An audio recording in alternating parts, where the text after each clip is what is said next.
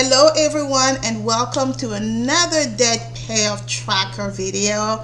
I couldn't be happier to be recording this video for you guys today. And in today's video, I am taking you through my progress of how I have done since December of 2022. Without further ado, let's get right into it.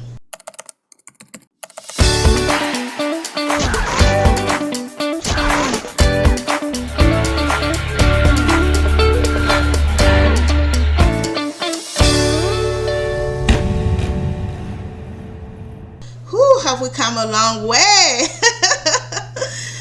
For those of you who are new, my name is Nandy. Welcome. I'm so happy to have you. If you've been here with me before, thank you guys so much for coming back. This is going to be a great one. I am so excited. For a quick recap, let's go back and see where I've come on this long journey. If you guys remember, way back, many centuries ago, not long after the Bible began. I'm just kidding. So here in November, December, you see that somewhere around October 2022, I was at 49,000. I did some work, brought it down to 47, and then I did extra credit work and took it up to 50,000. And then in December, that's really when it hit me, right? When I hit that $50,000 mark, it became very real. It became very real for me. Something is off. This is not normal. We need to fix what is going on here. I started the journey in December 2022. I started learning how to budget, track my expenses, organizing my finances so that I wasn't constantly in this yo-yo situation that you see over here where I'm going up, down, up, down. The key to that was bank account planning. If you do not do bank account planning, I promise you it's one of the best things you can do. Really segregate where your finances will be coming from and where your finances will be going.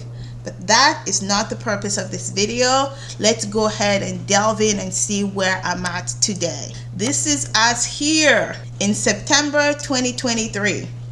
End of September 2023. Look at this balance, you guys. $492. Even this $492 is not a true reflection of my situation. The only thing I have left is this Synchrony Bank card. Technically, it's no longer a credit card because it's not showing up on my credit utilization rate.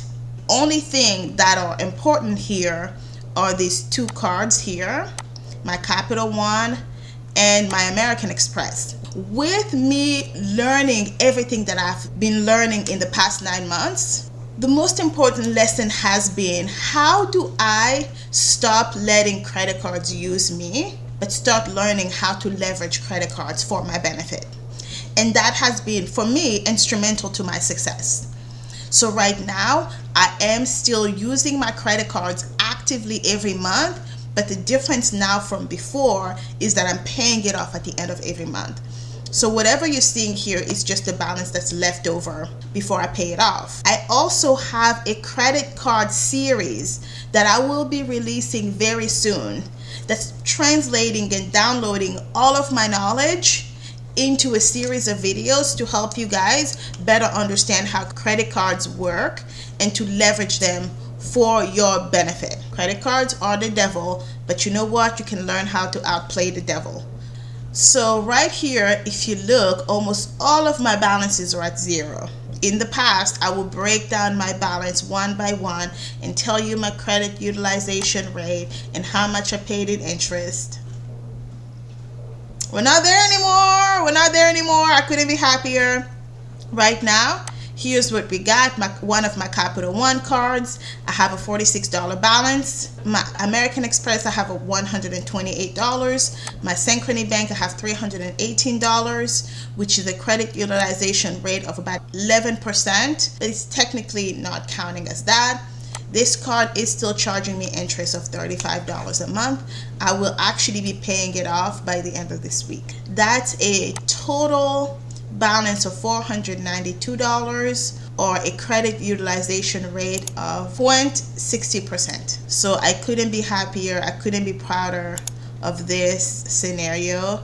Let's come over here now and have a quick overview of where all of my debt is from when I started with all of the 195,000 to today. My overall debt tracker centers, of course, my credit cards, all 13 of my credit cards. Let's not go there. Don't side-eye me. Don't side-eye me. I can see it. Don't side-eye me.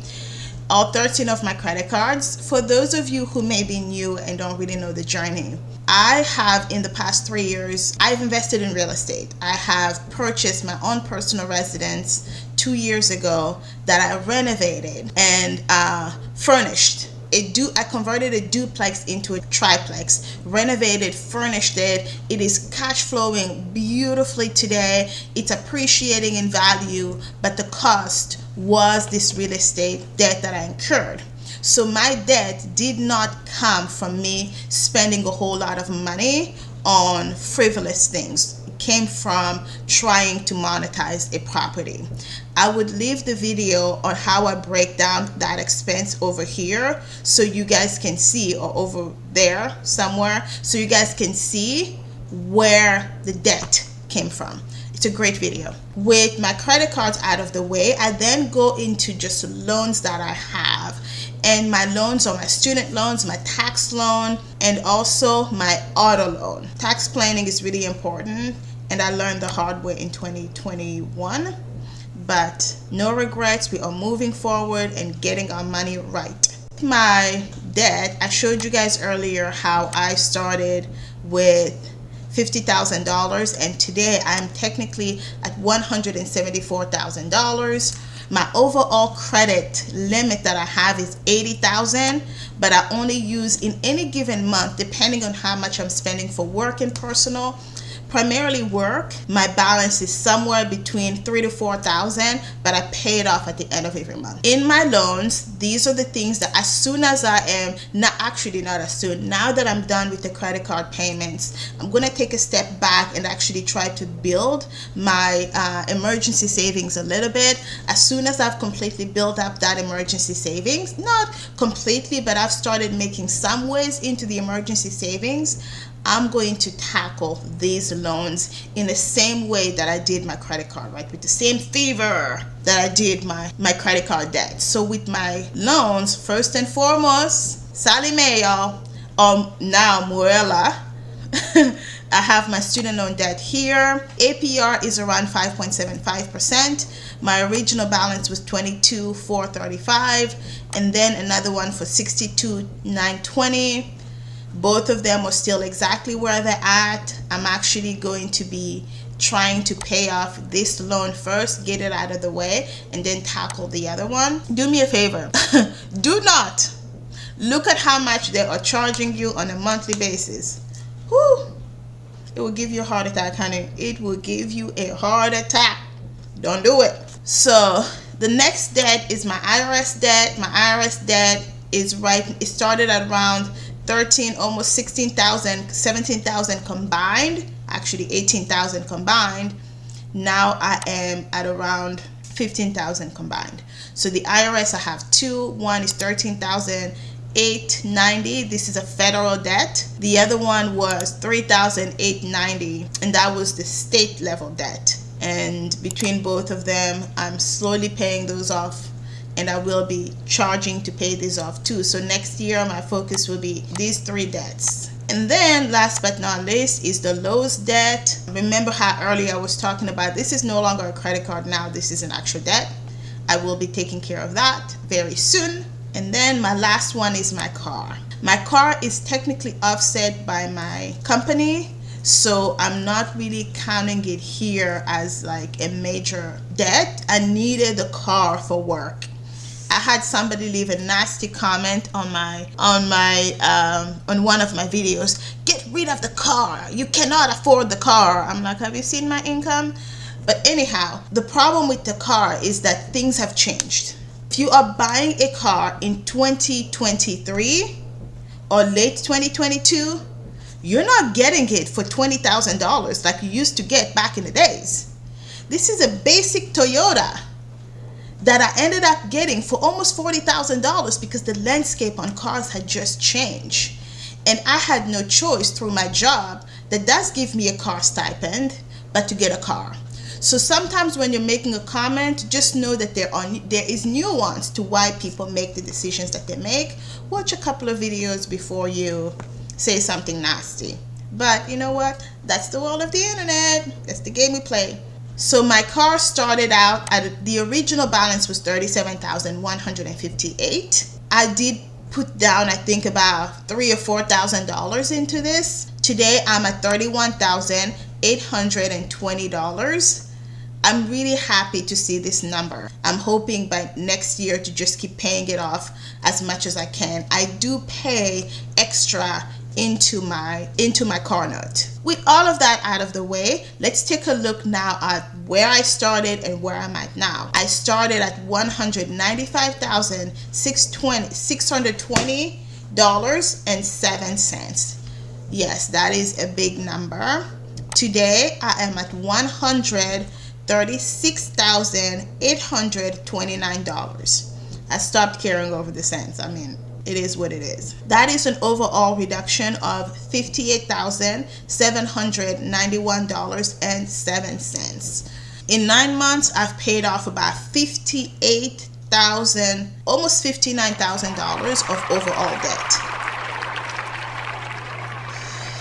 Cue the confetti for me. Cue the confetti because, woo! Let's celebrate this one. I couldn't be happier. I would be a hypocrite if I didn't bring up the fact that I am blessed and lucky to have multiple sources of income that feed into this debt payment and to also have a high-paying job. So I know this is not possible for everybody, but I do not lie about the fact that my shovel is also really big. So when you have a huge mountain like $195,000, you also need a huge shovel to be able to shovel yourself out of this mess. With that out of the way, you guys, thank you so much for joining me for another debt update tracker video. I haven't done these in a while, but I wanted to release one for Q4 at least so that you guys can see how I am tracking towards these goals that I set for myself about a year ago. I want to thank you guys so much for joining me on today's video. If you liked it, please give me a thumbs up, as I am a small channel. It helps me grow. And also, if you're not a subscriber, come on. You want in on this madness. Join the journey. Join the journey. Come see how we're progressing on this madness over here.